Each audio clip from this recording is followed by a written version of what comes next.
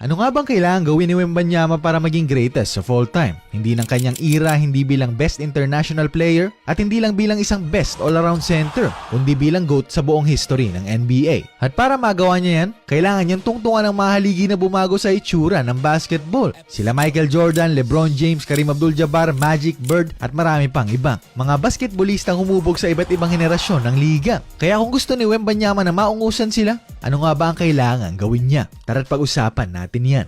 Wembanyama goes right by Durant.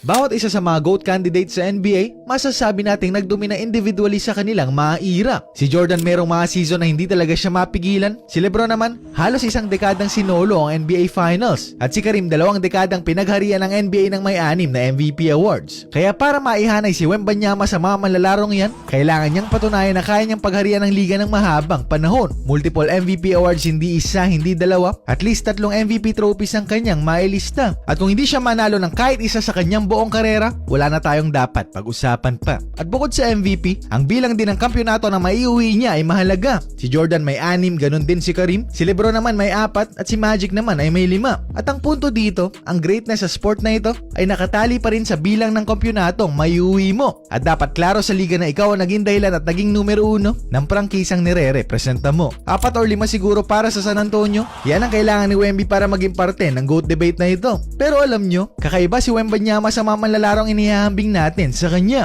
Isang 7'4" na may guard skills, isang generational rim protector, shooting also off the dribble, at kaya niyang bitbitin ang bola in transition. At bago dumating si Wemby sa NBA, wala ni isang manlalaro sa liga ang may ganitong kombinasyon ng size at fluidity. At yan ang kanyang pinakamalaking bentahe sa ibang legends ng basketball. And to become the GOAT, kailangan niyang i-redefine ang kayang gawin at limitasyon ng isang manlalaro sa NBA. Ginawa na yan dati ni Jordan bilang isang scoring guard at si LeBron bilang isang point forward. At ang magiging argumento naman para kay Wemby ay ang kanyang versatility na ngayon lang natin nakita. Imagine isang 7-footer na may average na 30 points, 15 rebounds, 4 assists na may 3 blocks per game pang kasama. At isipin niyong magawa niya yan sa loob ng mahigit isang dekada. And also imagine isang Dipoy na kasama pa sa MVP ladder kada season. At isang mahalagang parte ng pagiging GOAT ang depensa na kaya niyang i-offer. Si Jordan nga kasi ilang beses naging parte ng all defensive teams, and si LeBron for majority of his career ay ang naging angkla ng depensa ng kanyang mga prangkisa. At sa pinapakita ni Wemby ngayon sa depensa, kayang-kaya niyang tapatan ang mga pangalan sa ibabaw niya. Pero tapos ang usapan na ito at walang GOAT argument para kay Wemby kung hindi niya mapapreserve ang kanyang longevity. And alam naman natin na hindi mabait ang injury sa mga 7-footers kagaya ni Wemby. At least 15 years sana ang kailangan niya para bumuo ng sariling legasiya. At wag naman sana maging pinakamalaking what if na ating makikita. Sa mga nabanggit na, ang cultural impact din ay napakahalaga.